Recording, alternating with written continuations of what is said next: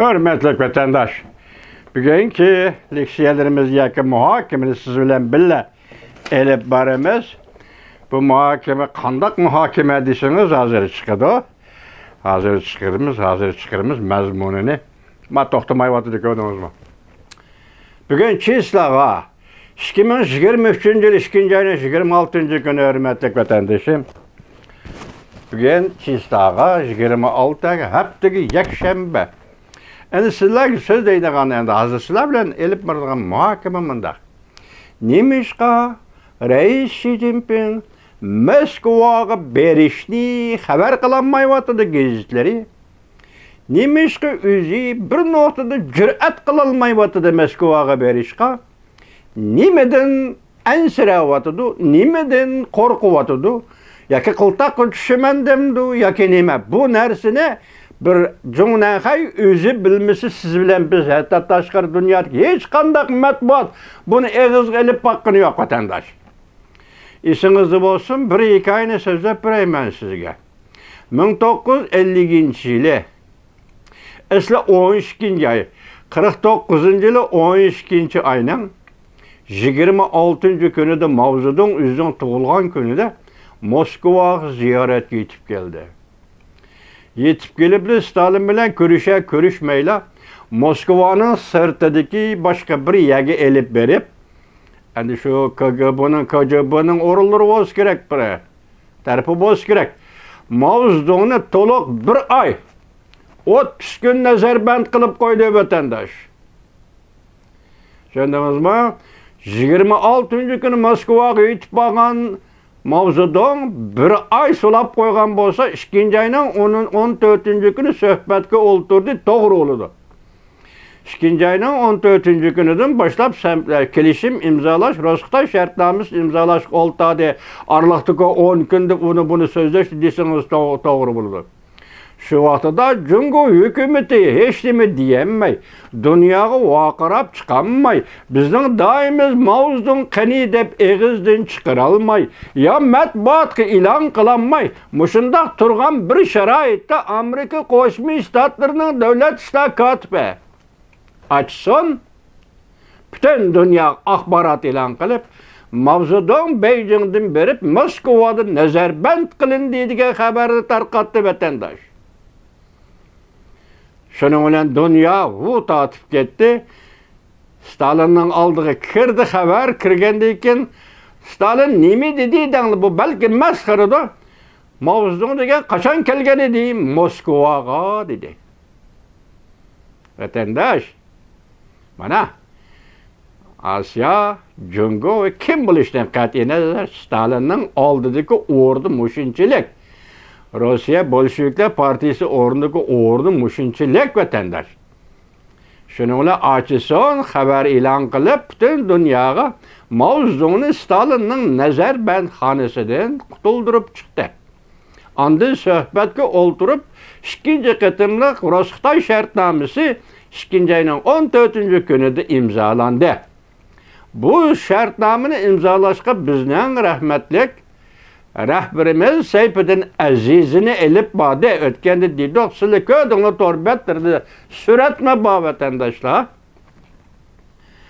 Keyinki vaxtı Stalin rahmetlik Seyfettin Əzizini Vina'ya əvətti. Şu vaxtda Vina'da Milletler Komiteti idi. Hazır komitet, Milletler Komiteti New York'a yetip kepti o vatandaş. Var iken bir yerde hazır kurulğanı.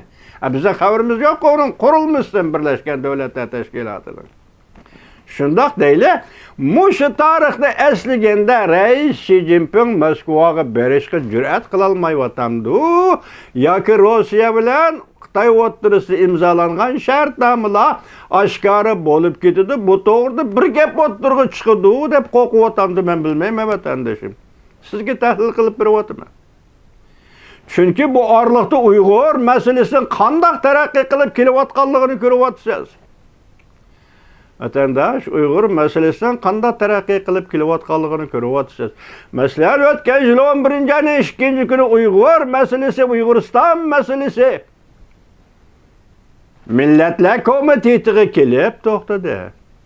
Bu yıl 2. ayının 9. günü Uygur meselesi, Uyguristan meselesi, iqtisat, cemiyet, medeniyet hukuku ahdnamesiga imzalangan kiyimmi yoki shuningdan burunmi ahdnamesi komiteti kelib to'xtadi vatandosh. Endilikda yana birisi bo'lishi mumkin. U nima? Masalan, siyosiy huquq xalqaro ahdnamesi. Fuqarolar huquqi va siyosiy huquq xalqaro ahdnamesi. Ikki. Birlashgan Davlatlar Tashkilotining konkret va umumlashgan ikkili qonuni, bu ikkili qonunga Cumhuriyet Partiyasi imzo qo'ygan edi. Biri 1997-yili Jang Zemin 10 ayda Washingtonni ziyorat qilib, shu ayda yakunidan keyin birinchi qonunga imzo qo'ydi. İkinci qatam 1998-yili 3-oyda ikkinchi qonunga imzo qo'ydi. Birlashgan Davlatlar Tashkilotining mushu qonunlarga imzo qo'ydi. Bugun tunji bo'lib 2-oyning 9-kuni Cumhuriyet Partiyasi o'zi imzo qo'ygan qonun iqtisod, jamiyat va madaniyat huquqi xalqaro komitetiga Uyg'urning da'vosi muhokamaga, munozaraga tushgan mushu komitet mushaga Uyg'ur yetib kelgan mushu qonun. Ham bu komitet shu komitetga munosabatlik bu qonunga Cumhuriyet Partiyasi imzo qo'ydi. Hozir ham 2-oyning 19-kuni bu madaniyat huquqi katta danglar, endi siyosat huquqi bor. Xalqaro siyosiy huquq bor. U qonunga imzo qo'ydi. Qaraganda endi bu eng oxirgi tartib bo'lib, balki bir tartib bo'lib, oldimizda Uyg'ur masalasi bo'yicha yana bir ish yoki bir yig'in, ya'ni bir xalqaro yig'in chaqirilishi mumkinmi? Qanday buni oldimizda ko'ramiz, bu ikkinchi gap vatandosh. Demak, ishga qonun qo'ydi Uyg'ur masalasi. Endi biz sizlarga 7-oydan keyingi bo'lgan ishlarni so'zlab beraylik. 7-oyning 14-kuni Amerika Qo'shma Shtatlar Davlat Majlisi Tibet va Jungu o'ttirisidagi to'qnashuvni tinch yo'l bilan hal qilish to'g'risida qonun ma'qulladi. Shunaqmi? 7-oyning 10-kuni Bali oroli Indoneziyada Rossiyaning tashqi ishlar ministri Sergey Lavrov bilan Junguning tashqi ishlar ministri Wang Yi uchrashdi vatandosh. Shu vaqtda suratni yana qayta o'zim havas bilan qarg'anligim ham bu suratga, chunki ikkisi mushtlashib ketadigandak bir qiyofat turgan edi. Vatandoshlar ko'rib qo'yinglar degan edim. 7-oyning 10-kuni, 4 kundan keyin 7-oyning 14-kuni Tibet to'g'risida qonun loyiha. Tushundingizmi? Endi yana bir aytili, 2-oyning 9-kuni Birlashgan Davlatlar Tashkiloti iqtisod, Cemiyet ve Medeniyet Hukuku Komitetida Uyg'urning masalasi tilga ilingan kunda xuddi shundaqla. 2-oyning 9-kuni Amerika Qo'shma Shtatlar Davlat Majlisi yana Tibet to'g'risida qonun loyiha ma'qullab, bir jumla so'zni shunday chiroyli ishlatdi vatandoshim. Qanday ishlatdi? Tibetlarning huquqini Cumhuriyet Partiyasi tortib oldi. Tibetlarning huquqini shundaqla xalqaro jamiyat tortib oldi. Sizni doq esingizda bor vatandosh. Xalqaro jamiyat tortib oldi, Cumhuriyet Partiyasi tortib oldi. Qaltis gap. Amerika Qo'shma Shtatlarining Davlat Majlisida ma'qullangan Tibet to'g'risida qaror. Tibet uchun o'xshash. Ki vaqt kelganda siz uchun o'xshash. Xalqaro jamiyat tortib oldi Uyg'urlarning huquqini. Cumhuriyet Partiyasi tortib oldi o'xshash. Keyin kelib chiqdi. 7-oyning 14 ketdimi? 9-oyning 16-15-kuni Samarqand yig'ini. Rais Xi Jinping bir kun turmay 16-kuni Samarqanddan qochib degidek Beijing keldi ya vatandosh. Biz sizlarga shunday yetkazdik, amaliyot shunday bo'ldi-ku. Prezident Vladimir Putinni Samarqandga tashlab ko'rishib bo'ldi, vaqf bo'ldi, mazmunlar so'zlanib bo'ldi. Shu kechalab qochib Beijing kelganda keldi. Qochib emas, balki andish qilib kelgan bo'lishi mumkin Beijingga. Keldi. Bu qachon? 9-oyning 16-kuni. 9 ayının 19 günü 3 gündən keyin vatandaş Rusya KGB deyli, yoki bexatarlik komitetining mudiri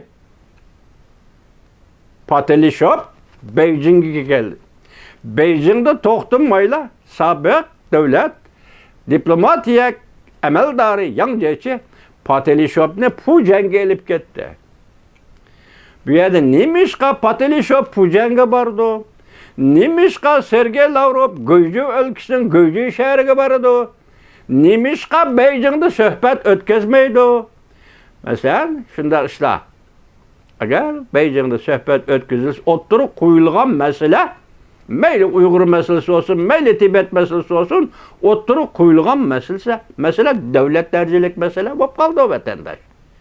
Şunlaşqa bundaq diplomatik faoliyatlarda şununla münasibətlik devletler mesela Rusiyanın diplomatlarını apırıp Göycü dişiğini açıdı, apırıp Pujan dişiğini açıdı. Qanday yani xalısa.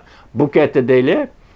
9 ayının 19 günü Patilishov Pujanda Yangjechi bilen görüştü. Yangjechi nime dedi? İltimas dedi. Rusya çünkü oturası imzalanğan şartnamalarını ilan qılmaqladı. Herkes ilan qılıman deb oylamaqlar, ilan qılmaqladı. O qaysi şartnama? Men sizga so'zlayotgan şartnama. Birinci qatımlıq Rus-Xitoy şartnaması, ikinci qatımlıq Rus-Xitoy şartnaması. Şundaqmı? 9 ayının 19 günü tügüdü. 10 ayının 31 günü 50 devlet Amerika Qo'shma Shtatlari boshchiligida yana bir qatam Uyg'urlar to'g'risida Birlashgan Davlatlar Tashkilotida shavqin ko'tardi.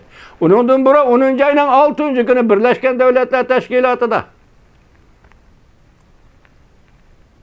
O 7 devlet mi 9 devlet şu 2 son kimigen ahval asıda Uyg'urlarga qayta qaraymiz, muhokama qilamiz, munozara qilamiz degan yig'in ma'qullikda o'tmay qoldi. Uyg'urning ishiga munosabatlik ma'qullikda o'tmay qoldi. 10 ayının 6 günü. Endi 10 ayının 31 günü 50 devlet Amerika boshchiligida. Başta aytdimmi? 11 ayının 2 günü Milletler Komiteti 11 ayının 2 ayının 9 günü İqtisod Cemiyet Medeniyet Hukuk Komiteti. Endi birlik komitet qoldi nima? Siyosiy hukuk, xalqaro fuqarolar huquqi va siyosiy hukuk, xalqaro avtonomiyasi. Men nimishqa buni tilga olay? Siz bilasiz, xabardarsiz buningda vatandaş. Bu ikki qonunning birinchi kirish so'zdan keyinla birinchi jumlasi qandaq elindiysa, har qanday xalqning o'z taqdiri o'zi belgilash huquqi bor. Tushundingizmi? Har qanday millatning desangiz, o'z taqdirini o'zi belgilash huquqi bor. Hozir bu ikkisini bir yerda qo'yib turaylik. Endilikda mushundaq ishlar bilan deyli, yana nimani misol keltirishim mumkinti? Hozir unutib qoldi esimni qisqartay. Endi men sizga aytay, 1950-yil Stalin mavzuni Rossiyada, Moskvada bir oy nazarband qildi. Hozir bu Xi Jinpingni prezident Vladimir Putin nazarband qila olamdi, qila olmamdi ikkinchi gap. Hozir qaysi biqinib qoldi, qalti so'zlayotdi hozir. Hozir obzorchilar burab ketdi hozir vaziyat nima deydi? Rossiya Jungoning biqindisiga o'ynash kerak. Hozir Mavzudun qilolmagan ishni Xi Jinping qildi. Masalan, Mavzudun Stalinga biqindi bo'lib qolgan edi. Bugun Rossiyani Xi Jinping o'ziga biqindi qilib oldi. Şuna Mavzudun qilolmagan ishni Xi Jinping qildi. Ko'rdingizmi Xitoy millatchilarini? Mayli demokrat bo'lsin, mayli kim bo'lsin, millat Xitoyda bu. Vatandaş. Anmisha keldi. En oxiri qisqartay, qiziq bir komediya bo'lib chiqamdi. Oxir qandoq bilmayman. Hozir mush orliq sizlarga so'zildik. Bu yilning 4-5 oyda Reis Xi Jinping Moskvani ziyorat qildi dedi. Bu yılning 4-ay 5 ayda Tayvanning prezidenti Tsai Ing-wen Cornell Amerika Qo'shma Shtatlari Cornell universitetini ziyorat qildi dedi. Qaysi ilgari, qaysi keyin? Buni Xudo belgilasin, shu vaqtda Amerika Qo'shma Shtatlari belgilasin, shu vaqt ko'raylik. Endi buni shu vaqtda ko'raylik. Hozir endi yana bir o'yin. Yoki siz biz uchun aytganda bir o'yin, lekin bu bak jiddiylik, intayin jiddiy ish. Nima ish qiladi? Hozir mush bugun aytining ichida, balki berib bo'ldi deyapti. Belorussiyaning prezidenti Lukashenko Beijingga keldi. Yani bir hesapta 4-ay, 5-ci aydan burun Fransiyanın prezidenti Macron Beijing'ni ziyaret. Hazır Maşan Şimennim dedi. Lukashenko'ni Beijing'e evati prezident Vladimir Putin 3-ci ayının 1-ci günü xalq vakillar qurultayı siyasi kengashning yig'ini boshqarilishdan burun Moskvaga kelasan dedi deydi. Begung deydi. Stop. Mecburlap şu dercige elip geldi deydi. Demek Lukashenko'ni Beijing'e evati reis Xi Jinping Moskvaga kelish kerak. 3-ci ayının 1-ci günü qurultay boshlanishdan burun deydi. Bugun chisak 26. 27, 28, 2 gün kaldı vatandaş. Kanda bardı oraya Xi Jinping Moskva bu 2 gün içinde. Lukashenko şunun için geldi dese, maşansın ben. Mecburlap sen Moskva'ya barırsan, ziyaretke barırsan dep geldi Beijing'e dese. Bu kandak gep vatandaş şey. Bu intayin ciddi gep. Kaltış ciddi gep vatandaş. Anlayan ne deydi? Çakçakılık maşansın ben. Hazır Prezident Joe Biden hiç nesini görmez bolup aldı. Her kandak nesi görmez bolup aldı. Cim durup aldı dedi. Ve belki Maşar Süleyman'dan habercilikte çakçıqıdır. Prezident Joe Biden cim durup aldı. Benim sizlerge yetkizdiğen nesimi şu. Tayvanlik Demokratik Obzorchi yuqorqi 8 rayonni hazır Rossiyada qaytirib olasan depti. Men savol qo'yib baqay. Tayvanlik Demokratik Obzorchi yazgınınızı yarışa. Bugün biz Uygurlar, Uyg'uriston ne? Uyg'uristonda qurilgan devlet ne? Rossiya bilan Xitoyning qo'lidan qaytirib oldigan vaqt keldimi qandaq? İki shartnoma o'tirib chiqib qolamda qandaq? Biz mana qoldiryapmiz Tayvanlik Demokrat Obzorchi efendim. Şuna mükçüp o'tirib mush leksiyalarni vatandaş Uyg'urlarga so'zlayapmiz. Tayvanlik Demokratik Obzorchi efendim.